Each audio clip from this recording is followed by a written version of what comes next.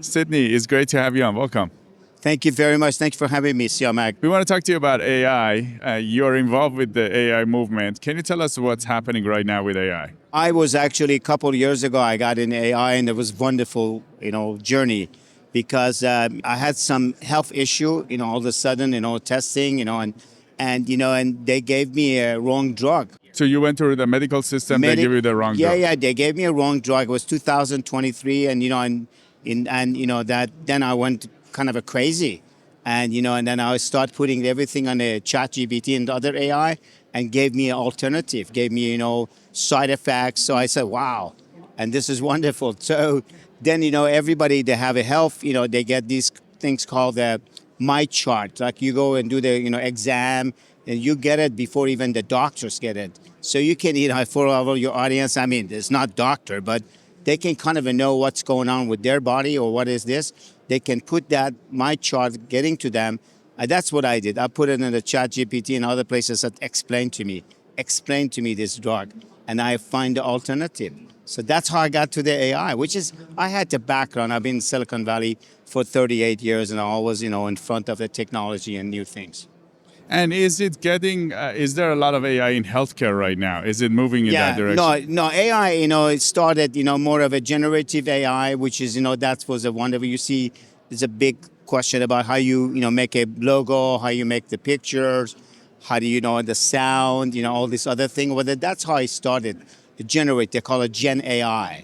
And, then behind the scene, it's, that you have this LLM, basic large language model, you see that, OpenAI and other people, or Gemini, they did that. So these are all the other infrastructure in the back end. So, but there is something called, after that, it's enterprise AI, because that's what a lot of companies are putting, money in there. That's going to be more of it's not going to take somebody's job. It just helps to be efficient in the company. That's what it is.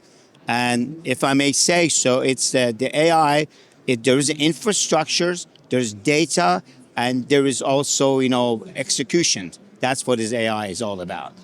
And how do you see that playing in healthcare? That's a good question. Thanks for asking. Because you have all this other AI basically that it does. I mean, from my experience, AI in healthcare, AI can, just frankly, that AI can find cancer in stage 0. So if anyone else to live within the next 5 years, our life expectancy is going to be higher, basically, because AI. Let's say you go do this, the scan for normal scan, and and then you give it to the radiologist, read it, but you put that thing on the AI, it will tell you, early stage, so you can see an early stage of the breast cancer, prostate cancer, other things. So AI. It's amazing about that, basically. It will diagnose very sufficiently. That's what it is. It can help the doctors, basically. Now, what about the risks? Are there any potential risks? For when it comes to healthcare, people care about their health. Yeah, no, of course. That's what you need to be in control of your. I did, so I'm an example of it. And I started, actually, that's a good question. I have a book about that, AI, life, and business. So I started something called AI World Journal. After that, and I put all my information, not necessarily healthcare, but all the academic healthcare. I was part of a Carnegie Mellon. I went there, and also in Stanford. So I kind of got all this information, and but my personal couple of companies I can mention that not this is not no advice, but they're not in stock market, but they will be great too. Is going to be open evidence. It's open evidence. It's for the doctors. They're right there. They can kind of get all the data, all the research from JAMA, from other things. This is one of the app. And that's just for the doctors and hospitals, basically. It helps them. Basically, I have a patient, this is a situation, what's going on in the other places around the world? Could be in different places in so London. So the doctors can actually compare notes with everyone. Absolutely. Around the globe. Exactly. It's just for the doctors. And the other thing is that one of the things that they done with the AI is the company, very young company, but it's called Chai Discovery. For all of your audience, I will say, go look at it. They're already finding drugs. They already find by molecule. They build drugs, basically. So they already discover a couple of drugs in the year and two to have. So AI, it's amazing for that kind of a healthcare, basically. Can you tell us more about your forum? You said Yeah. you have a journal. Yeah. I have so our company called AI World Media Group, basically, but it's general, but there's a three aspect of it. AI World Journal or AIWorld.tv. You go there, it's every article. We have a lot of data, but it's very useful data. It's a report, so it's very smart content that we have. But also in the same token, we have 101 AI World. This is like Encyclopedia AI. You go there, you learn about everything about the AI, and it's all free. It's no charge. We just wanted to give it away to someone, but it's a value right now. So I would highly recommend to go to aiworldjournal.com and you can see the links.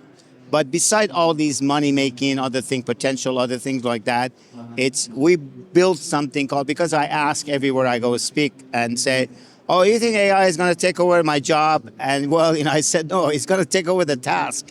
So if you're smart, but there is a scare there, in the future, but this AI is here to stay, and that's going to help us tremendously to our daily life and other things. Basically, we still need the human touch. It's not, some of the stuff like you So have it's going to AI be more like a tool. Yeah, it's not going it to take the jobs and do them. Exactly, it's a task. Make this microphone easier.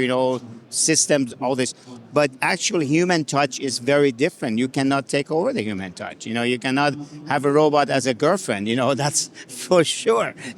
So when you say you got a robot as a mate, and this is all fantasy. The 2001 Odyssey with Stanley Kubrick. I can go see. You can see that movie as he predicted years ago.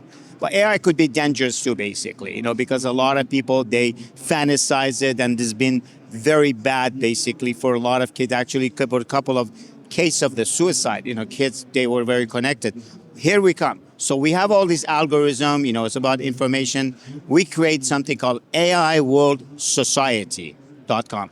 AI World Society, we teach kids that this is fantasy. We go to the high school or middle school and we teach underprivileged kids.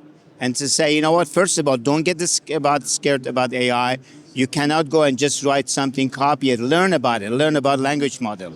Learn about coding. You can do coding right now with AI.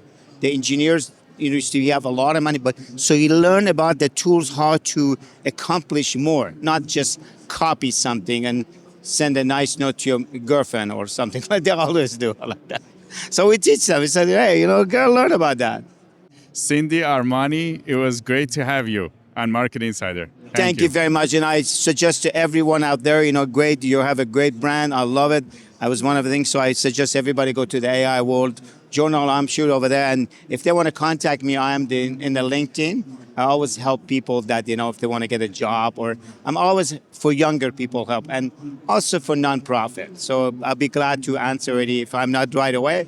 But you can go to LinkedIn, Sydney Armani, SYDNEY, Armani at LinkedIn. You can find me there.